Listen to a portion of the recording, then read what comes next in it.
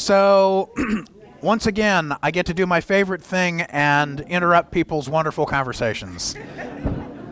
I should, yes, or be a ninja, one of the two. I should have a name tag made up of, Father John Interrupter or something, because that's what I do.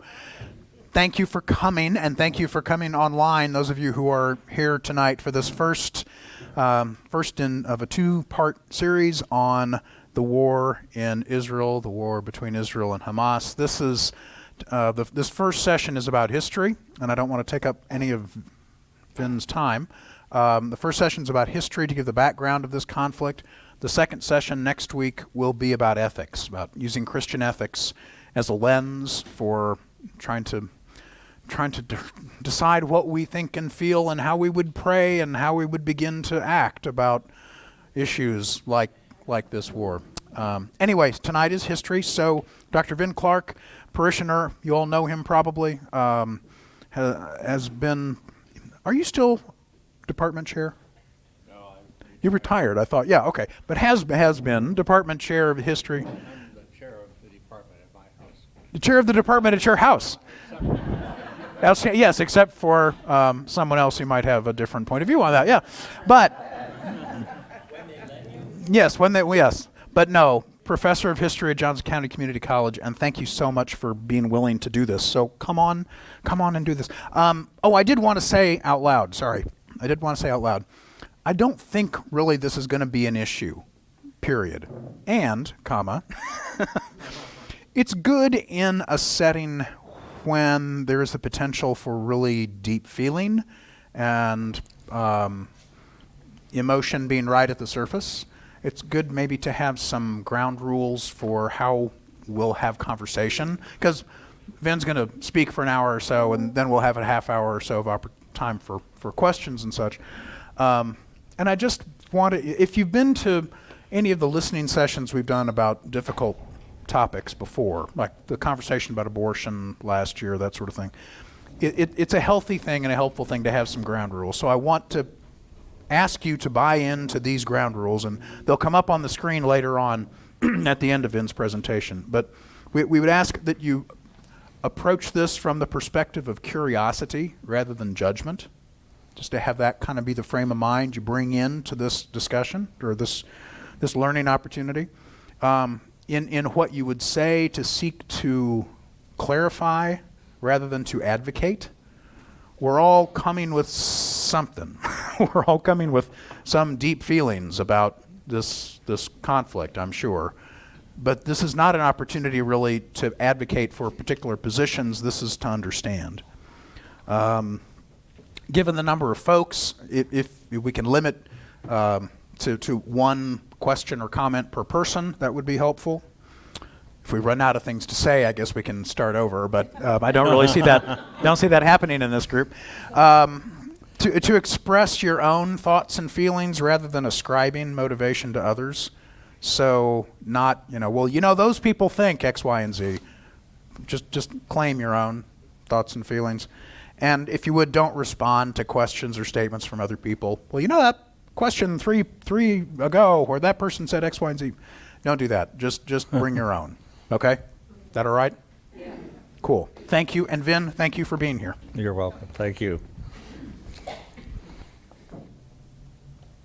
There you go. Okay.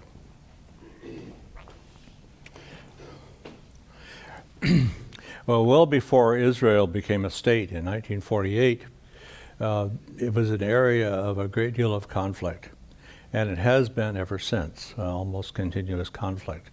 For the size of Palestine, which is a tiny dot on the map of the world, it's amazing that so much conflict has taken place. The conflict actually starts, the root of the conflict is that tiny little dot is important to two separate peoples. So far, there has not been a satisfactory way of dividing it or dividing it at all. What I'm going to try to do here is to give you a rundown of 70 years, but fortunately it won't take that long to do. and to hit the most important things. And the most important things, of course, are not the dates, although I provide them in case you're curious as to where this fits, but to look at the general sort of pattern of what's going on here and what is not going on. So let me get started here. So the first thing I want to talk about is some background before Israel was ever thought about how Jews fared in traditional Europe. Traditional Europe is sort of a historian's term for the good old days. So the good old days actually go back before maybe the Industrial Revolution, so before 1800 or something like that. And in most of European history, Jews were strictly limited according to the occupation they could hold. So, for example, the official ideology of the church and most states was that all the land belonged originally to God. They weren't letting him do too much with it at that point, but at any rate, that was the theory. And since the Jews weren't Christians, they were not allowed to own land, which meant that they weren't peasants usually, or farmers, or anything like that. The other thing is that all handicrafts, all things that were made, like these chairs, are made by hand, and they were typically made by people who belonged to guilds. And a guild is a club, and these were religious organizations, usually dedicated to the Virgin Mary. And since they were Christian organizations, Jews were not allowed to belong to them either, which meant that Jews had a very limited range of occupations. And when I tell you what the occupations are, you're going to see why Jews often still are important in those occupations. So one of them was lending money. Christians weren't supposed to lend money because there was interest typically charged. But Jews, who also were prohibited, according to the Torah, from charging interest, were allowed to lend money. So what that means, of course, is that what banks there were, including banks by families like the Rothschilds, were run by Jews. And if you look today in the United States at high finance, Jews dominate that, and they were used to that when they came to this country. Some of the banks that exist in the United States were brought from Germany or Poland by their Jewish owners. Jews could also buy and sell animals, livestock, cattle. And what this meant was that often there was somebody who was really mad at getting the raw deal in a sale. And so it was convenient to blame that on the Jews. And then they could also, it's interesting, one occupation that did not require a guild was tailoring or making of clothes. And so in the United States, the clothing industry and the fashion industry is still today dominated by Jews. So these come from the prohibitions that they had in Europe. Now there are a couple other occupations that they also became prominent in, and those were occupations that were not run by the state, by the government. So the private practice of law, of course, was not a state function, and it didn't actually exist until about 1850 or 60. And the practice of medicine was also not run by the state. I mean, doctors back in, say, 1750 couldn't actually help you at all. They could probably make you sicker. So medicine was a new occupation with the rise of scientific medicine. So this was an occupation that Jews also were in. So what we see here is people who are very limited in occupations, although they sometimes made the best of them. And we still see these occupational patterns in the United States. Second thing, persecution. Jews were ordinarily not persecuted for being Jewish. They were the only people in Europe who did not have to belong to the state church. But occasionally there were riots, and these were sometimes the result of common people getting mad at the Jews. For example, a myth went around that the Jews for Passover actually killed a child, a Christian child, and ate it. Oh. Now this is not true, of course, but many people believed it. You have to remember, most people couldn't read or write at this point. So one of the most famous of these myths is Hugh of Lincoln. Hugh was supposedly a little kid in Lincoln in England who disappeared, and the rumor was that the Jews had killed him. Hugh's house, by the way, is still there. There's a little plaque on the house. But there were things like this, and eventually in some countries, like England, the Jews were expelled from the whole country. So sometimes they were encouraged if the government thought this was useful, and sometimes they were expelled. So that's traditional Europe, and when we get into the 19th century, we see some changes because in the 19th century, all the European states, or most of the European states, had reform governments. And what that meant was that they looked at Jews, who were the only people who were set aside, and they said they should be with everybody else. They should not be living in special districts called ghettos. They should not be restricted as to what schools their children could go to, and so they were emancipated, which was the word that was used. And so from about 1800 on, Jews supposedly, according to the law, could do things that everybody else could. But that wasn't true in practice, because in Germany, for example, Jews could not be officers in the army. They typically could not be professors. The professors were hired by the state, and there were lots of other restrictions, some informal and some that were just actually set down in some kind of law. So that's the situation. And so I mentioned I would talk about the status of Jews in England and Germany. So in England, Jews were completely emancipated. One actually became prime minister in 1850-something, Benjamin Disraeli. So that is sort of the exception. In Germany, they were supposedly, in the German countries, by this time there were 51 German states, all of which were independent. Jews were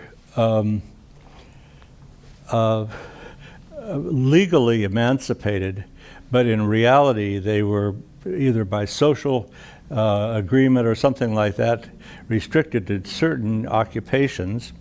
They no longer had to live in ghettos. In Russia, which had many more Jews than any other country because of some things that happened much earlier, Jews supposedly were treated equally, but periodically there would be pogroms in which either at the government's organization or just popular anger, Jews would be attacked. And if you've seen a movie about Jews in Russia, you've seen these pogroms where their property is destroyed, they're beaten up, and so forth. There were a couple of really severe pogroms or waves of pogroms just before 1900, and that's one reason why over 1 million Jews came to the United States at that point. So that's Russia. In France, supposedly, Jews were equal and had rights to do everything they wanted to. However, a strange thing happened in the 1890s, which was the case of Dreyfus, Theodore Dreyfus. Dreyfus was an officer in the French army. He was, his rank was colonel, so he was pretty high. But somebody accused him of being a spy for Germany. And as a result of this, he was court-martialed, found guilty, although he wasn't, kicked out of the army, and sent off to Devil's Island, which was a French island in the Mediterranean, where he was there for 5 years. Then there was such an uproar that they brought him back and tried him again and found him guilty again and sent him back to Devil's Island again. He was sort of a commute, across the Atlantic. Finally, he was pardoned by a liberal president of France. But this was a spectacular sort of example that said to all Jews in Europe, no matter how privileged you think you are, this could happen to you too. And this gave rise directly to what's known as Zionism, which is the theory that Jews needed their own country somewhere. It was espoused by a guy named Theodor Herzl, who was an Austrian. And so Zionism is the theory that leads to the state of Israel, that Jews need their own country. The picture here is kind of weird because here is Dreyfus, and the ceremony that he is being forced to undergo is the breaking of his sword. And the sword was a mark of being an officer. And so they publicly, and I'm sure there were a lot more spectators than this, they publicly broke his sword to humiliate him as much as possible. So the Dreyfus affair is important because, for a lot of reasons, but it's important because it said to Jews everywhere in Europe, no matter how enlightened you think you're living in your country is, this could happen to you as well. So it's the beginning of Zionism. So let me talk about the area that the Jews eventually went to, which is Palestine, and we have a map here. So Palestine, for the previous 1,000 years, had been controlled by a big empire. Two of the empires were Muslim empires. Actually, all three of them were Muslim empires. But from 1400 on, the empire was the Ottoman Empire, which was Turkish. And the Turkish caliph was not only a political figure, but he was also a religious figure. He was in Islam. He was considered the head of all Muslims. Now, Jews were, under these circumstances, under Islam, Jews were allowed to exist and do everything except be soldiers. They had to pay a special tax, but so did Christians, because in Islam, the people of the book, Christians and Jews, are tolerated. The other thing about this is that none of the countries that we know about in the Middle East existed. They were all part of this huge empire, this Islamic empire, the Ottoman Empire. And you can see that this, let me back up here just a minute. So you can see that this includes not only Turkey, of course, but also today's Syria, Iraq, Egypt, just about everything. So people didn't have a sense that they were members of a certain nation. They had a sense that they were members of this vast empire, which was not divided up. In 1917, at the end of the First World War, the British Foreign Minister, Lord Balfour, was friends with some very rich Jews in England, and they persuaded him to make a statement that the British government, this is called the Balfour Declaration, would look with favor on the creation of a Jewish homeland. So that's an official statement of the British government. The British government didn't say how they were going to achieve this. They weren't worried about that at all. So at any rate, they had that. Also at the end of the First World War, the Middle East was divided since the Ottoman Empire took the wrong side in the war. They were on the side of the Germans. They lost their entire empire. Turkey itself, the caliph was gone, and they created a modern democratic state. And the rest of the Middle East, the rest of the empire, was all turned over to the winners in the war, who were Britain and France. So I'll show you how this worked. So this is the Ottoman Empire at the beginning of World War I. And so the League of Nations, which was an organization of all the major countries in the world except the United States, decided that they were going to give mandates, in other words, permission for these winning countries, Britain and France, to sort of divide up the Middle East among themselves, the Ottoman Empire, and rule it any way they felt was good. So here you can see these League of Nations mandates. Whoops, going backwards too fast here. So you can see that, back a little more. So the French got Syria, basically, and Lebanon, and the British got everything that was green, that you can see here. So Transjordan and Iraq and Iran. Iran was a separate country, but all of the other countries basically were run by the British under this League of Nations mandate. So Palestine at this point was under this mandate. Whoops. Now, as the Second World War came to an end, something important happened. We talked about the First World War, so the First World War through the Second World War, something important happened, and that was the Holocaust. And this was not well known for a variety of reasons until the war was actually over. And suddenly they discovered that 6 million Jews had been killed, but there were about half that many who were still living in Europe who wanted some place where they would be safe.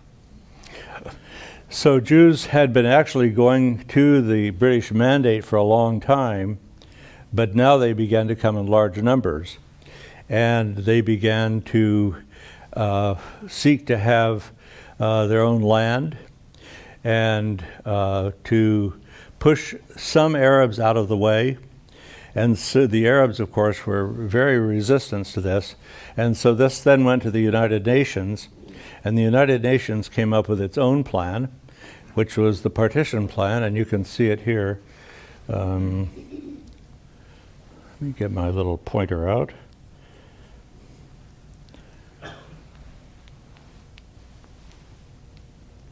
Where are we going here? There we go. A red dot on the ceiling doesn't tell us anything. But the yellow is, in this proposal, the yellow was for Arabs, and the red was for Jews. Now, if you look at this, you can see that the Arabs were given the greatest part of what became Israel and the West Bank in this little plan. And the red on the bottom, it's not showing up here, but the red on the bottom right here is almost entirely desert. And then they have a little strip along the coast there, and then a little strip on the east side, and the Arabs had the rest. Now, the interesting thing is that when this plan was presented, the Jews approved it, and the Arabs were against it.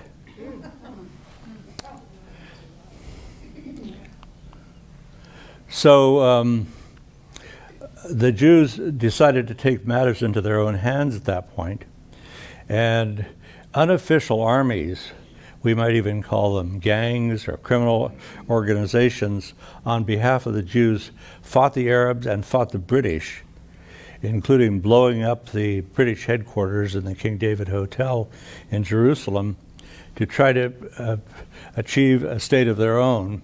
And finally, in 1948, Israel declared its independence. This was facilitated, by the way, by Harry Truman, who was the American president, because he knew a man named Mr. Jacobson, who was his former partner in a haberdashery in Kansas City. And Jacobson managed to prevail on Truman, and so Truman was really instrumental in getting Israel declared a state by itself. Now, almost immediately after this, 5 Arab states attacked Israel. I don't need to name them all, but this is sort of overwhelming. In the course of this war for independence, the Jews forced or encouraged 700,000 Palestinians to leave. We have a little picture here of Palestinians leaving, walking out. Many of these Palestinians were people who were in the middle and upper classes, but it didn't make any difference. The Jews, the Israelis, I should say, knew which lands they wanted, and they were bad, then they took them. Often a whole town would be forced to surrender, a whole Arab town. There's a book actually that argues that all of the Arabs that were forced out were actually did not leave voluntarily, but were forced out. So they went to places like Egypt, the United States, Britain, other Middle Eastern countries. The fighting ended in July 1949, and there were a series of armistices which produced something else, and I'll show you what that looked like.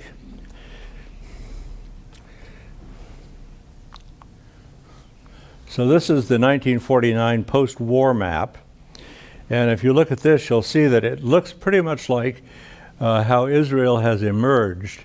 So the Jews got the Negev and the area along the coast and the northern area of what is today Israel.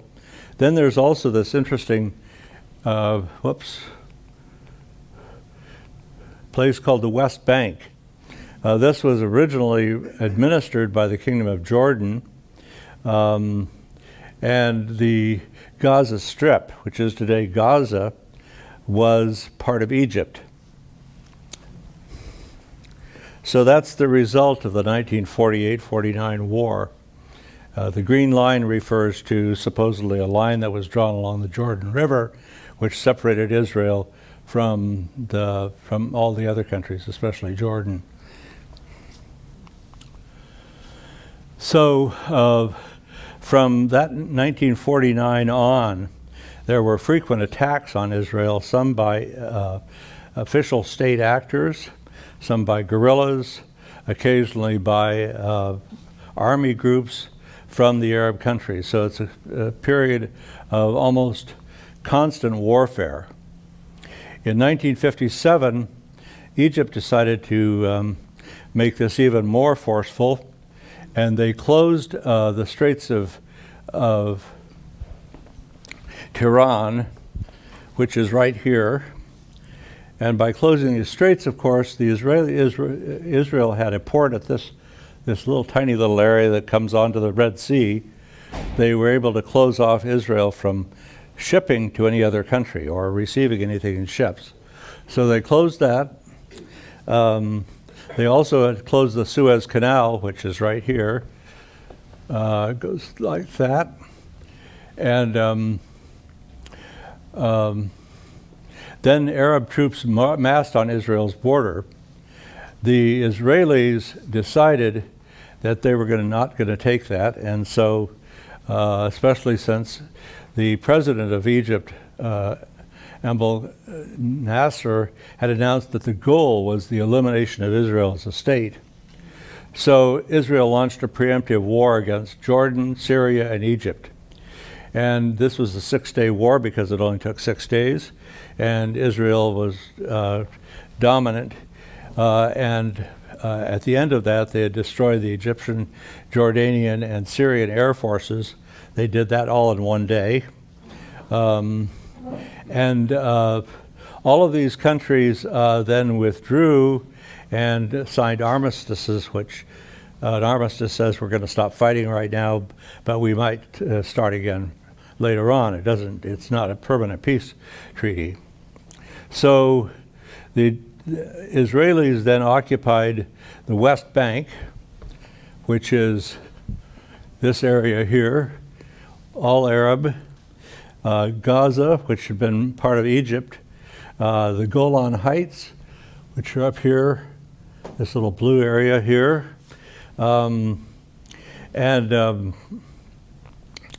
East Jerusalem. So here's Jerusalem, and previously, according to the plan that the UN had drawn up, Jerusalem was cut in half. The east half was Arab, and the west half was Israeli. But now they got both halves, and we'll talk about what they decided to do with these things.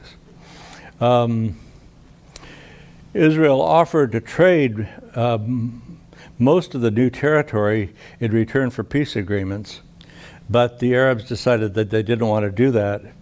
At a summit which was held at Khartoum in North Africa, Nasser, who was the president of Egypt, actually the dictator because they didn't bother with elections, led the Arabs in an agreement not to deal with Israel in any way at all. No contacts, no diplomats, nothing. And at this point also the Palestine Liberation Organization, or the PLO, was founded. So that's what's happened by 1964. Oh, where are we here?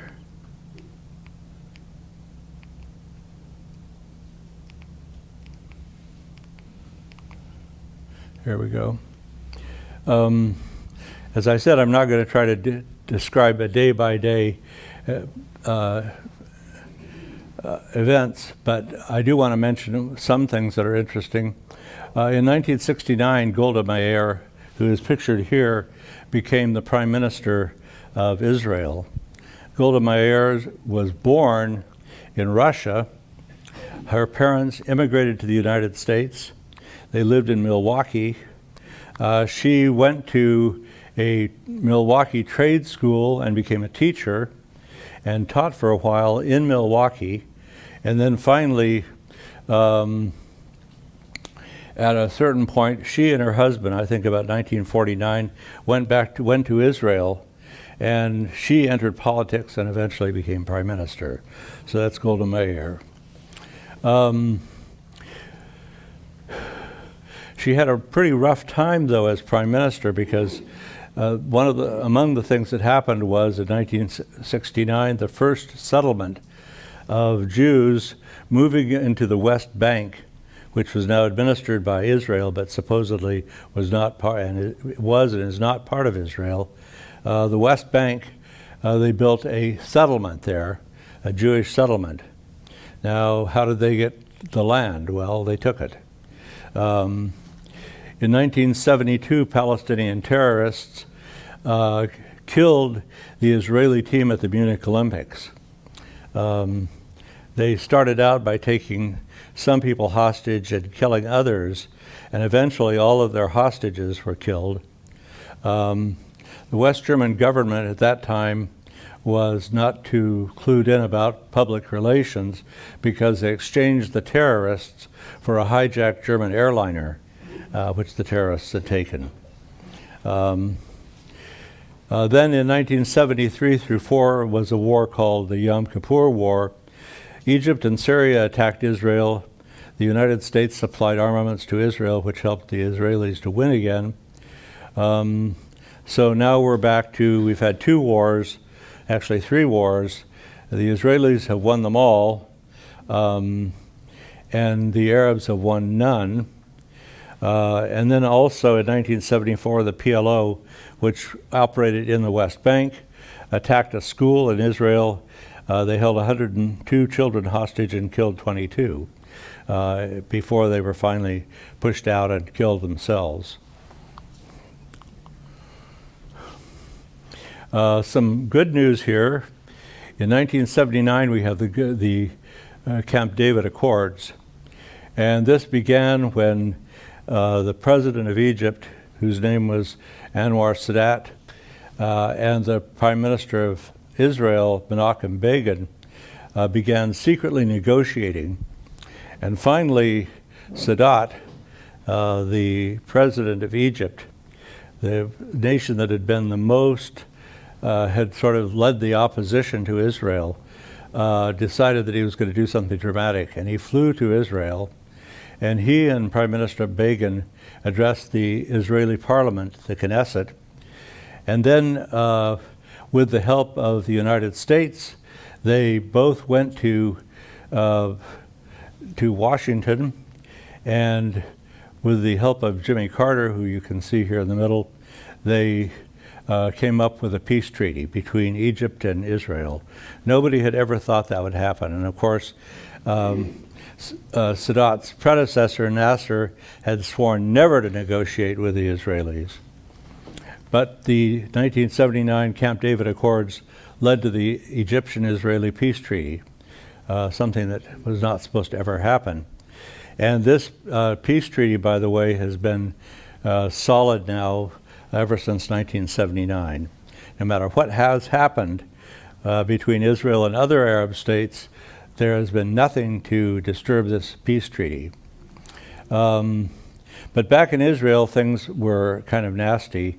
And in 1982, there was the Lebanon War, in which Israel invaded Lebanon to stop the PLO, the Palestine Liberation Organization, from mounting raids and firing rockets and shells into Israel from Lebanon. They invaded most of Lebanon and then finally thought that they had solved the problem, and the Israeli army was withdrawn. And in 1987, the first intifada means an opening, and an intifada was an expression of popular impatience among the ordinary Palestinian people.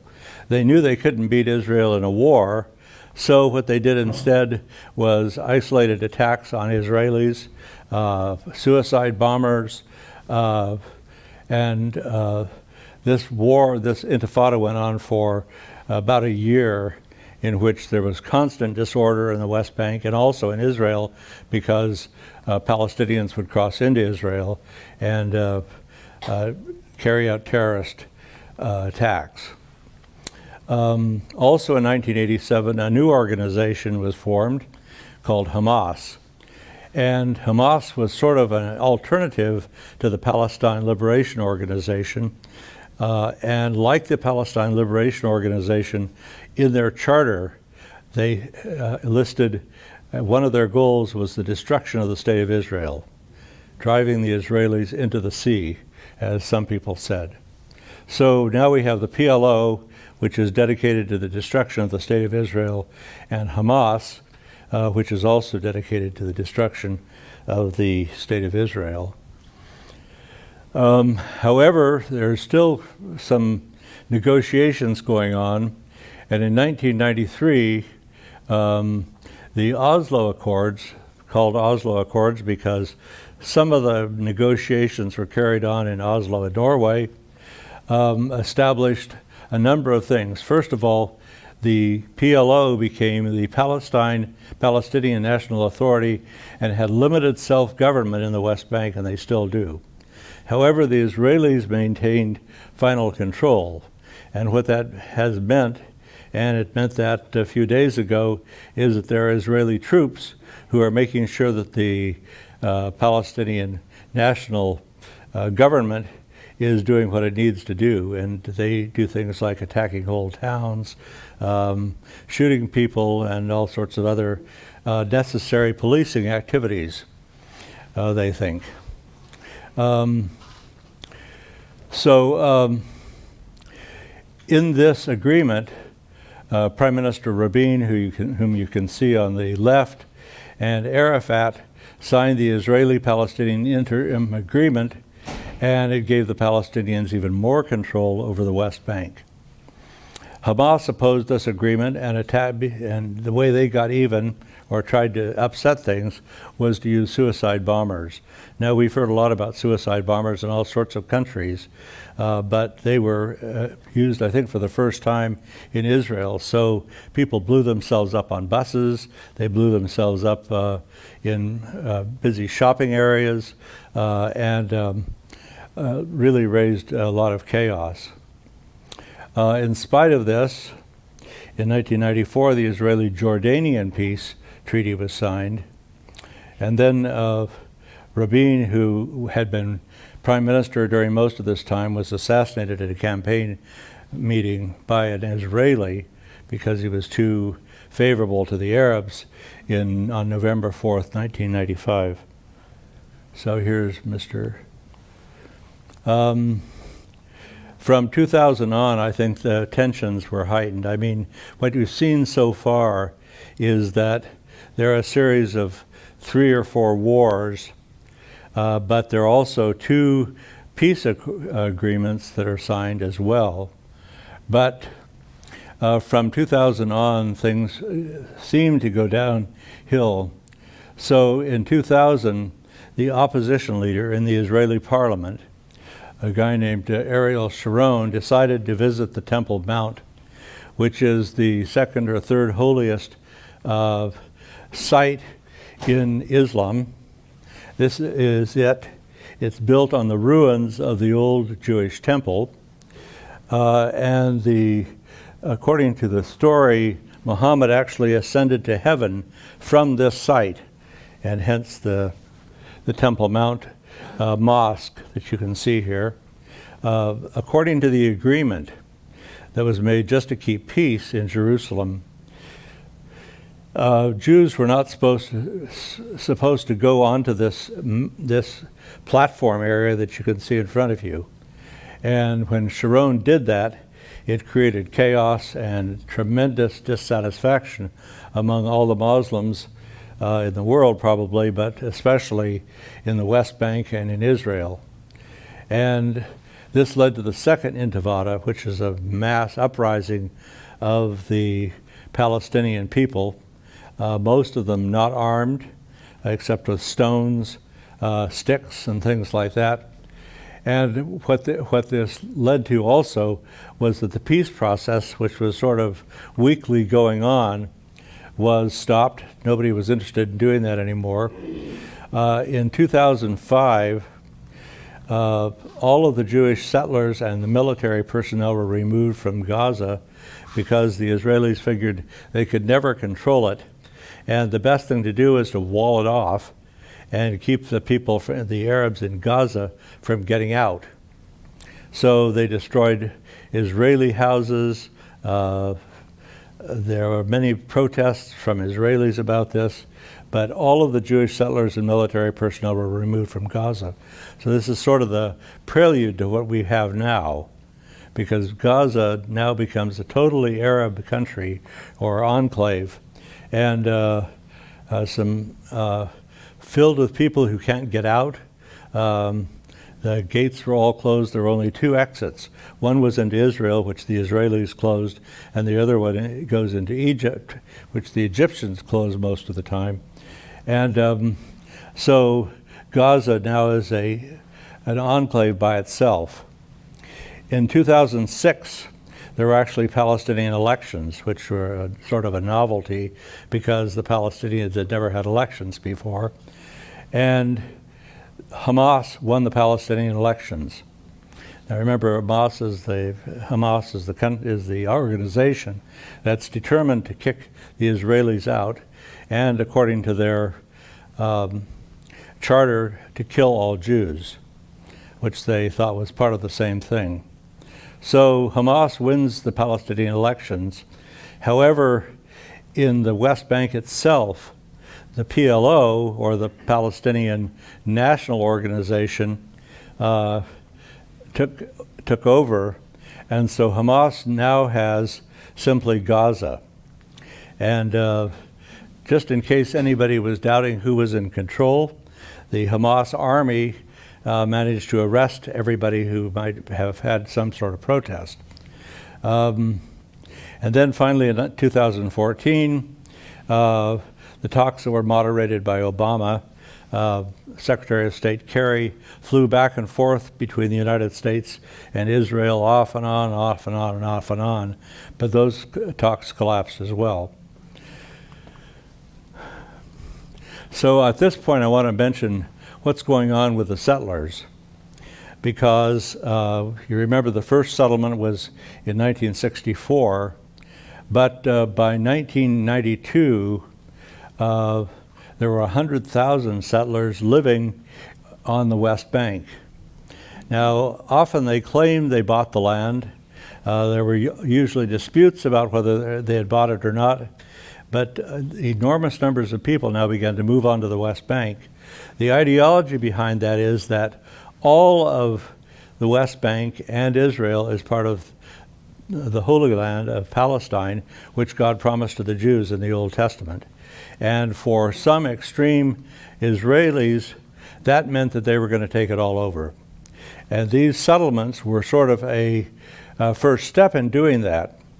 In 1997, the government began subsidizing the settlements within commuting distance of Jerusalem. So you had even more settlements that were being developed. These settlements were all, according to international law, illegal, because this did not belong to Israel. It was just administering it because of the war in which it had won. Many of the settlements were located in ways that would cut parts of the West Bank off from other parts of the West Bank, which meant that if the West Bank ever became a country, it would have major problems. Israeli and other human rights groups, and we should give credit to Israeli human rights groups because they have protested whenever there is a violation of human rights by the Israeli government, say that Israel has imposed a form of apartheid in the West Bank. And one of the things they've done is the Israeli government has built parallel roads for regular roads, and only Israelis are allowed to drive on the new roads. It's kind of like if the entire country were divided like we have 435 down here, where you have parallel roads all over the country. Palestinians who drove on the Israeli roads would be arrested. And then there was also pressure from a number of sources for forcing Palestinians off land, especially in East Jerusalem, and the Israelis building on that land. There are now 700,000 Jews who live in East Jerusalem and the West Bank. This is sort of a magic number. You remember the 700,000 that were Palestinians that were kicked out. Now 700,000 Jews live in East Jerusalem and the West Bank, supposedly illegally, although the Israeli government doesn't agree with that. But these are a major impediment to any thought of the reunification of all of the Palestinian lands. This is a picture of our friend Mr. Benton Netanyahu, a very interesting guy. His father was a historian who tried to demonstrate that anti-Semitism on racial grounds, which most people had thought only started in the 19th century, went back to medieval Spain. But as a historian, he brought his family to Philadelphia, where Benjamin grew up. And if any of you have heard Netanyahu speak English, you know he speaks flawless English, better than most Americans probably. What's that? Low bar. It is a low bar, but he's made it a high bar. So he at one time was the Israeli ambassador to the United States. He understands the United States very well. Some people say too well. And at any rate, he is the prime minister. He's been elected 3 times. There have been elections in between those times when somebody else has been prime minister. But the most recent time was in 2022 when he was elected. So he has a lot of support in Israel, although probably not a majority, But the problem with all governments in Israel is that no party, there are many parties, not just two as we have, many parties, in order to get a majority in parliament so that you could pass a bill, you have to have a coalition. And his coalitions have been usually more extreme than he is. During this time, Israel and Hamas in Gaza have clashed a lot of times in 2006, 2008, 2012, 2014, and 2021. And what typically happens is that Hamas fires rockets, which are getting more and more sophisticated, from Gaza into Israel. At the beginning of the time, they would only go maybe 20 miles, but now they are sophisticated enough, and they are purchased from or given by Iran, so that they go as far as Tel Aviv, which is about the middle of the country. And then what happens after that is that the Israelis retaliate, and they have a weapon that Hamas doesn't have, which is called an F-16 jet fighter, which can also drop bombs, and that's what they typically do. In July 2014, Israel invaded Gaza to destroy the cross-border tunnels that supposedly went into Israel so that terrorists could enter Israel. After they claimed that they had destroyed them all, they withdrew all of their forces back into Israel. And this may seem like we're seeing something like this happening again. So that's 2014. Recent developments in 2017, the Trump administration decided to do something that was deeply offensive to the Palestinians, which is to move the U.S. Embassy from Tel Aviv, which is out here on the coast, to Jerusalem. And Jerusalem was seen by the Palestinians and most of the rest of the world as being an international city that Israel didn't control. So what they're saying, basically what the Palestinians interpreted the Israelis as saying, is we're never going to give up Jerusalem, any part of it, although they've all said that in words too. But now the United States seems to have endorsed that idea. And the United States also announced that the Golan Heights, which are a series of highlands here on the shore of the Sea of Galilee, which is right here, they're very useful for firing heavy weapons. That it used to be part of Syria, and then you remember back in the 6-Day War, the Israelis got it that now the Golan Heights were actually part of Israel proper. So that's what happens in 2017. In late 2020, Israel normalized relations with some small countries. Most of them are small, located quite a ways from Israel, but they're Muslim countries, and they are Bahrain, the United Arab Emirates, Sudan, which at various times is an actual country and other times it's not, and Morocco. So this is a real breakthrough besides Egypt and Jordan that they persuaded these countries to also recognize Israel. And then Netanyahu was reelected in 2022. And his current coalition includes parties that have announced that they want to either expel all Palestinians from the West Bank or annex it to Israel and make it a part of Israel. There was actually a proposal which was sort of postponed by the most recent war for Israel to take over 30% of the West Bank and make that part of Israel as well. So that's where we are right now, except, of course, going back a month, we see a repetition of the Hamas attack on Israel, except much bigger than before, and the Israeli response, which is also much bigger than before. So what I'd like to say in conclusion, if we could sort of sum this up, is, first of all, ever since Israeli independence in 1948, Israel and Palestine have been embroiled in deadly conflict. And the word deadly is chosen purposely because people get killed in every one of these encounters. War and peace relative peace have alternated. Some of the peace is permanent, like the peace treaty with Egypt and Jordan probably. Others is iffy. Significant progress has taken place with peace treaties between Israel and Egypt, Jordan, and some of the West Bank Palestinians. The status of the Palestinians remains unsettled and will continue to generate violence, I think, until the settlement of this inherent conflict. You have 2 million people who are not happy where they are, who think that they're being cheated, and in the past they have been willing to inflict all sorts of violence on the people that they think are cheating them.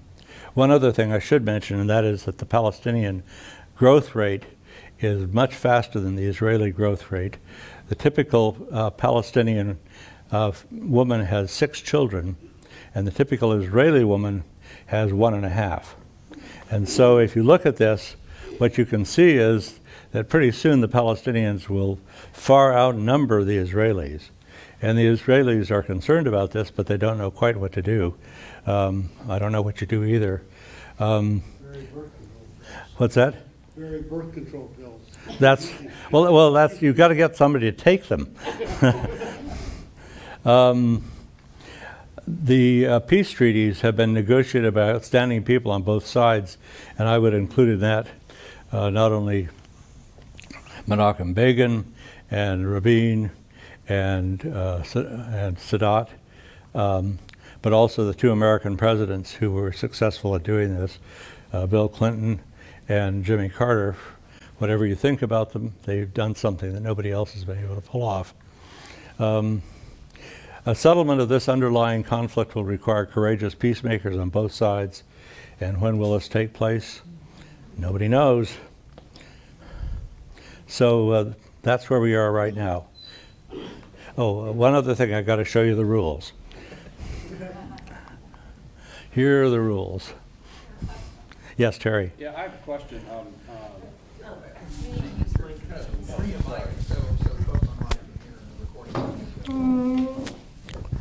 Yeah, my question relates to the follow-on negotiations that Bill Clinton had, very intense negotiations near the end of his term in 1999 and 2000, where, as I understand it, they got very close to a peace treaty. And at the end of the day, it was Yasser Arafat that he walked away. Yes. Walked away. I'm interested in your comments on that. How close were they, and what do you think the long-term impact would have been? Well, you never have a deal until you have a deal, right? And I think Arafat realized that he was in a very weak position, and he was afraid to go any further. Just raise your hand if you'd like to say something, and we'll bring you a mic. But that's a good question, Terry.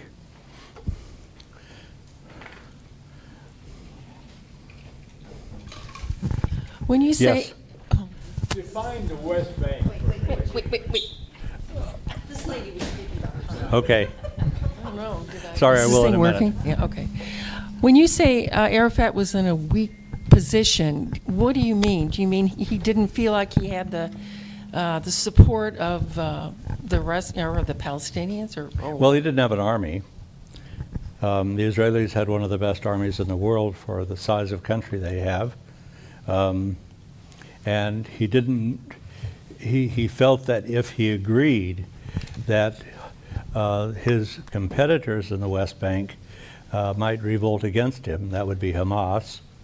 And I think he just couldn't foresee how this would turn out. And so rather than staying around to deal with Bill Clinton and Rabin, he said, I'm going home. Not quite that curt, but that was the basic idea. Yes, the West Bank. Define the West Bank for me. I'll show you a map. Whoops. So this shows the West Bank here. Can you see it? No. I'm sorry, I can't turn the screen.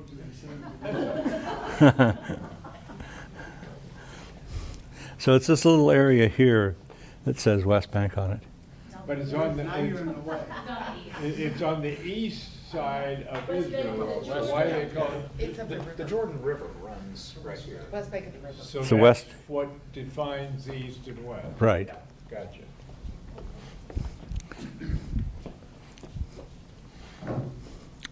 Yes.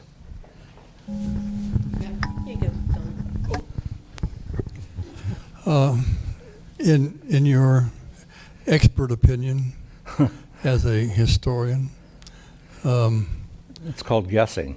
what, good guessing, though, I hope. What is, would you say, is the central issue that keeps these two people apart? What issue has to be somehow addressed? Or we see this going on again, off again, on again, off My again, on personal again, view off is again. that what's holding it up, final settlement would be if a separate country were created on the West Bank for the Palestinians. That would take care of their main grievance.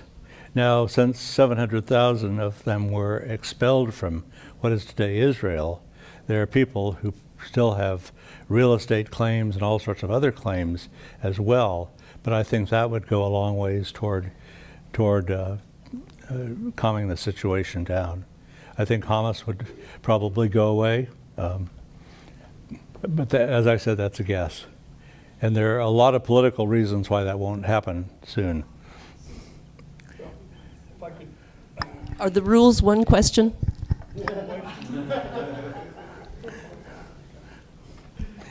Yes. Okay, so Vin, is the West Bank, is that not part of Israel? Is it, I thought it was a separate country. It was never a country. It used to be it was one of those territories in the Ottoman Empire. It was administered by Jordan.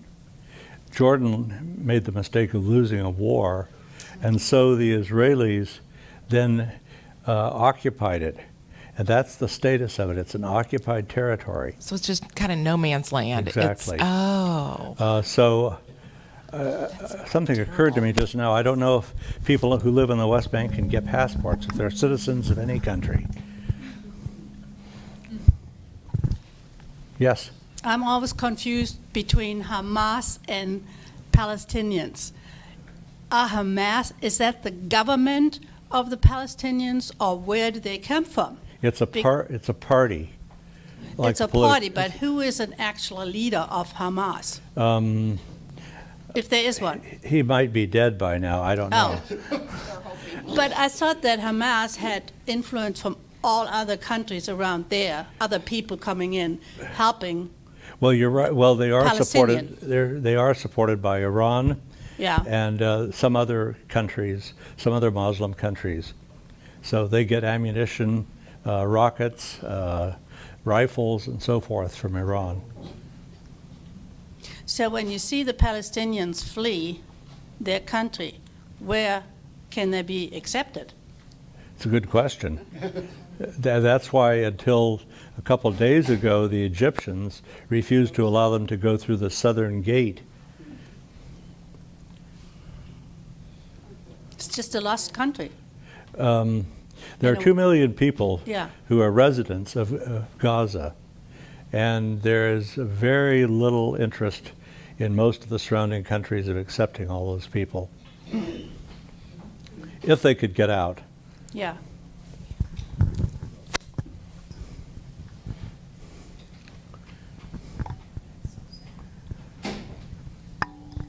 If no one has a question right now, I think Don had a follow-up. Oh, okay, Don? Sorry.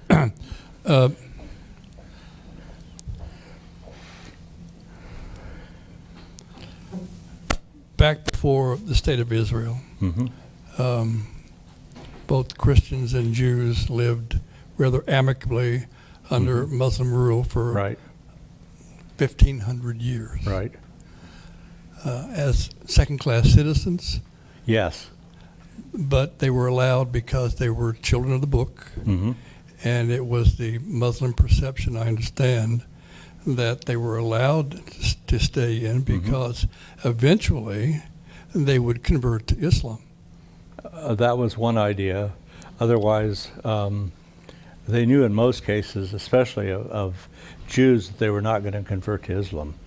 But they were tolerated because they were seen as people who were the descendants of Abraham, as the Arabs were, sort of estranged brothers and sisters. Cousins. Cousins. Uh-huh. So to ask the question then, the Christians and the Jews were not allowed to proselytize to Muslims. Right. Muslims were required to try and convert Christians and Jews for 1,500 years. And they maintained a certain level of peace. It's when Israel took the land that, pardon the expression, all hell broke loose. Mm-hmm. Is it remotely possible, in your opinion, that Israel can maintain land because God gave it to them, they believe,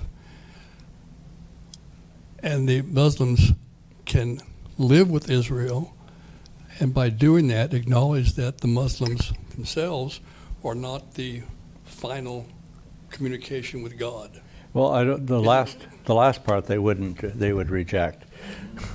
But there are a number of Muslim Arabs who are Israeli citizens. It's about almost 20% now. And they claim that they're discriminated against, but they have Israeli citizenship and supposedly all the rights of other Israeli citizens. So I don't know what the answer is. There's a conflict, of course, between the idea that Israel is the home of the Jews and people who are not Jewish who want to live there. So that's I don't think that's ever been settled. It's something that's debated. And I mentioned the difference in population growth. The Arab Israelis, the Israeli Arabs, have the same kind of population growth as there is on the West Bank. So conceivably, at some point, they may become the majority. There is actually a party of Arabs, Israeli Arabs, that has a couple seats in the Knesset. So your guess is as good as mine. Yes? When Moses was led to the hilltop or the mountain to overlook where his people were to take over, I guess, or to go, where is that at? I'm not sure. Do you know?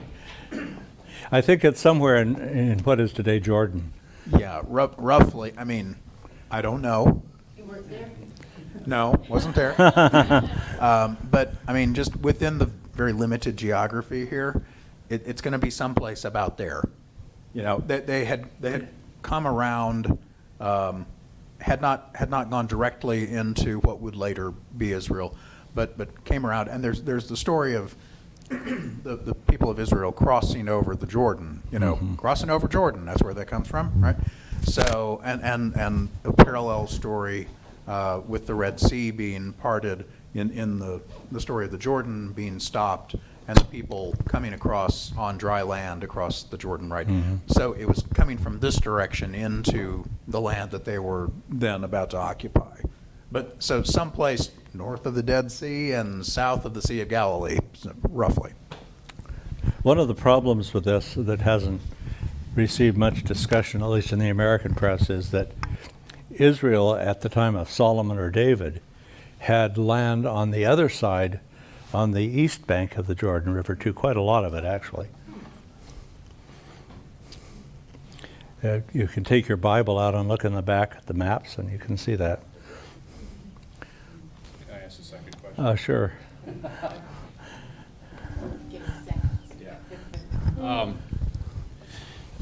I'm interested in I know that as part of the war in the late 40s that Jordan lost. I think that was the war. But in any event, there were They lost 3. But there are a very large number of Palestinians that crossed the Jordan River, ended up in Jordan, and into so-called refugee camps, which have over 70 years now become permanent settlements. What's the status of those people? Do they have Jordanian citizenship? Or are they? Not as, I don't know, but I don't think so.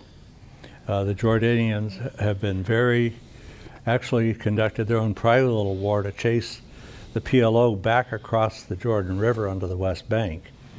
I mean, do you have a sense of how many people there are? I think there are 100,000 or something like that.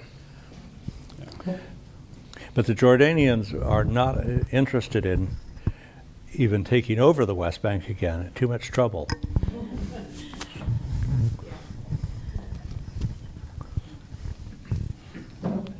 Any other questions? Yes? Is there any, do you know of any historical precedent of, for people with such bitter division and one could argue almost equivalent history of bad behavior, reconciling? Is there a historical precedent for what one would hope to see happen here? Has that happened anyplace else? Well, I think only in Israel, and between Israel and Egypt and Israel and Jordan. Those are really the only places. I mean, you might think of the former Soviet Union, which has some of the same kinds of conflicts about who belongs in which new country. But one of the things that's kind of interesting is that up until about 1800, people did not have any sense that their ethnic group should be ruling their country. So a good example of that probably is Ukrainians. Ukrainians never had their own country until recently. They tried right at the end of the First World War, but that was unsuccessful. But they still kept the same language, same religions, and so forth. So because people just didn't have this notion that if you were German, you had to be in a German country. And there were lots of people, lots of ethnic groups that lived in all sorts of countries. But since about 1800, people have felt very, very nationalistic, and they wanted to be in their country. Of course, the United States does not facilitate that, which is perhaps one reason why some people are so anxious about immigration.